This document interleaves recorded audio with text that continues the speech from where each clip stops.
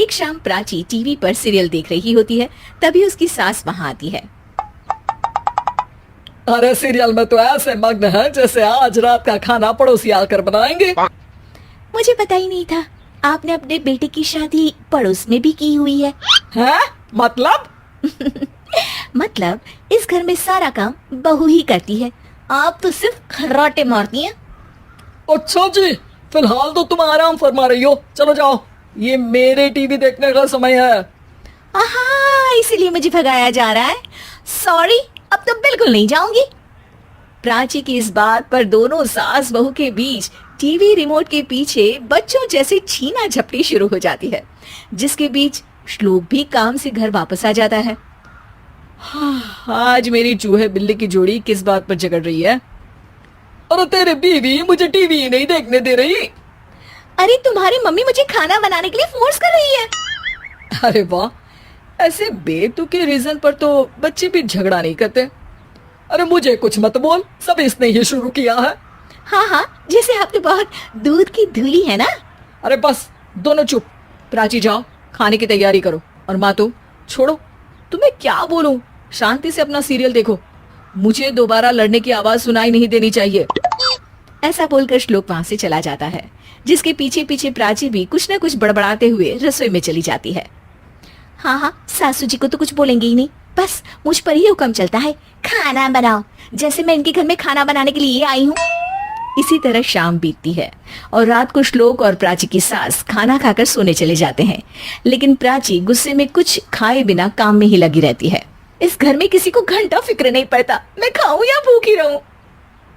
प्राची कुछ देर के लिए रसोई से बाहर जाती है और जैसे ही वापस आती है तो वहां दूध का भरा ग्लास देखकर हैरान रह जाती है। फिक्र पूरी है, बस दिखाना नहीं है।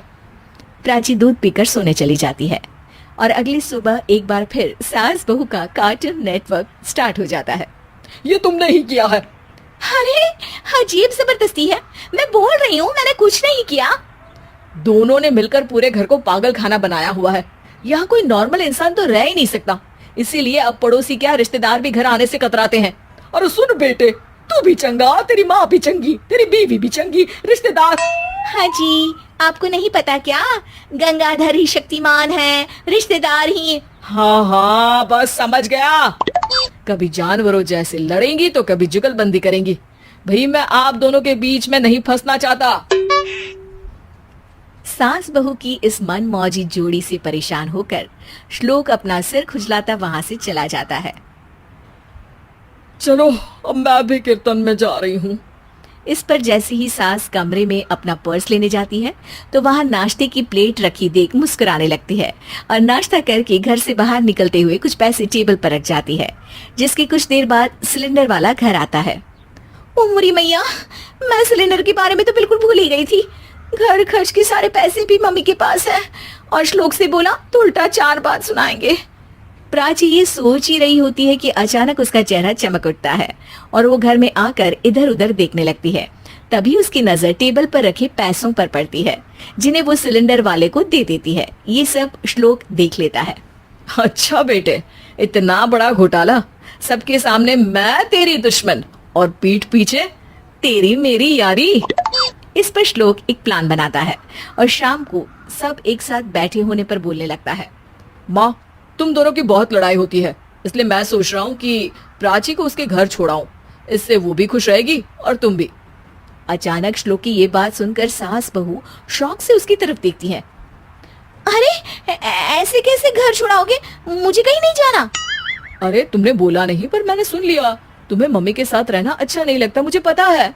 अरे वो अरे, जब बहू खुद कुछ काम बोले तो वो तुझे सुनता नहीं, और अब जो इसने बोला ही नहीं वो तू समझ गया। जब उसे नहीं जाना तो फिर जबरदस्ती क्यों कर रहा है?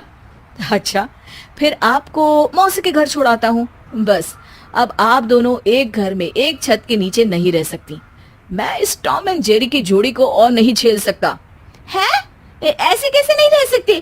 तुम्हें इतनी दिक्कत है तो तुम्हारा बोरिया बिस्तर पैक कर देती हूँ, लेकिन मम्मी जी कहीं नहीं जाएंगी। बिल्कुल यही सुनना था मुझे। अगर दोनों में इतना ही प्यार है फिर हर वक्त ये लड़ाई का नाटक क्यों करती हो? देखा मैंने कैसे माँ किचन में दूध रखती है और तुम उनके लिए कमरे में नाश्ता रखती हो, और कैसे वो पहले ही तुम्हारी दिक्कत समझकर घर में पैसे रखकर बाहर जाती है। अरे भाई, इतना ड्रामा तो डेली सोप में भी नहीं होता जितना तुम दोनों ने इस घर में फैलाया हुआ है। तू हमें टॉम एंड जेरी बोलता है ना, तो याद कर वो दोनों भी एक दूसरे को बाहर वालों की बुरी नजर से बचाने के लिए हमेशा सबके सामने लड़ते थे, लेकिन अकेले में दिक्कत के समय मदद भी तो करते थे। बस हमारा रिश्ता भी कुछ ऐसा ही है। और वैसे भी अगर सास बहू में तू मैं नहीं होती तो दुनिया वालों को कहानियां कैसे मिलेंगी?